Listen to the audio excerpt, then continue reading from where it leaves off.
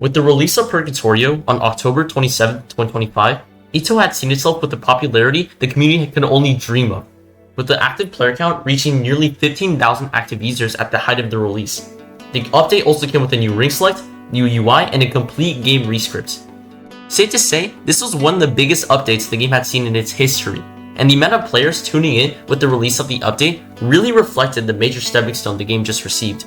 However, with the game's biggest and most important update finally here, what would this mean for the future? Obviously great things such as a much better first impression of the game towards newer players, but could the game ever have an update as big as the Purgatorio update ever again? More importantly, does this update finally reveal the peak potential of the game's popularity? The time of me recording this video is 2.5 weeks after the release of the game's big update. Ever since, the typical active user count of the game seems to stagnate around the active user count the game has been receiving before the update. This isn't exactly bad, however, especially when the game at some point was averaging 800 players back when Juke was in power. The outcome of Purgatorio update was a bit of a gamble. After all, this was what countless people expected for months on end, and would basically determine the future of the game's popularity.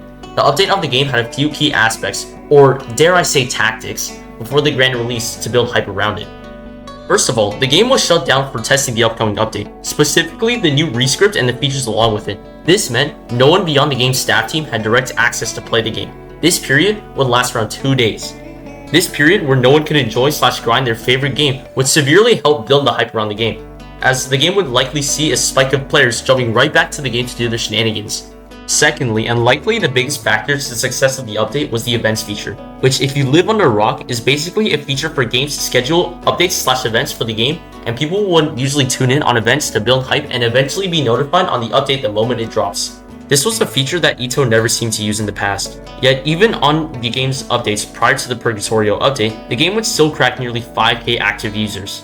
Events are infamous for causing huge spikes in the game's popularity whenever they begin, notably being used in almost all of the most popular Roblox games.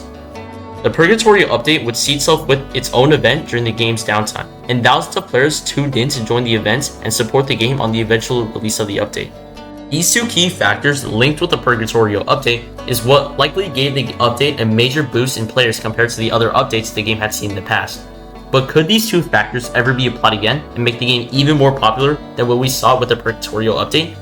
As I mentioned before, the Purgatorio update was easily the biggest in the game's history, but could the game ever have an update as big as what Purgatorio achieved again? After all, Purgatorio was the ultimate area that would determine the perspective of the game for newcomers of the game, and the only freely accessible area for everyone to play.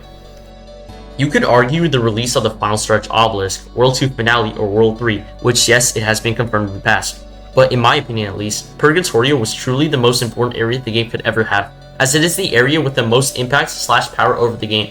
The updates I mentioned above are much less accessible in comparison to what Purgatorio could provide. After all, most players that would witness these updates on release likely wouldn't be able to play. The Final Stretch and World 2 Finale, for example, require a lot of towers to access, which will likely take months with dedication, or even years, to finally be able to access. If anything, the one update that could most likely live up to the popularity of Purgatorio would be the release of World 3, as it would likely be immediately accessible for players with enough towers to play past Purgatorio. Of course though, the events feature specifically is something that EToH has never really done before. The 2025 Halloween event would be released 3 days after the release of Purgatorio, which would receive its own set events.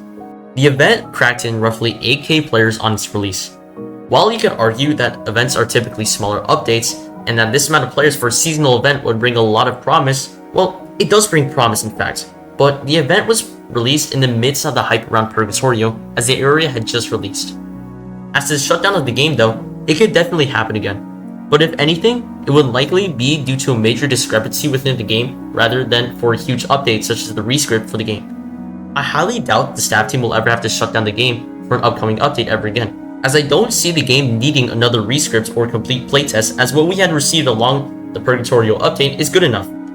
I guess it's too early to fully consider the climax of the game's popularity just yet, but to answer the main question of the video, I'm generally more so leaning towards the possibility of the game surpassing its current peak player count.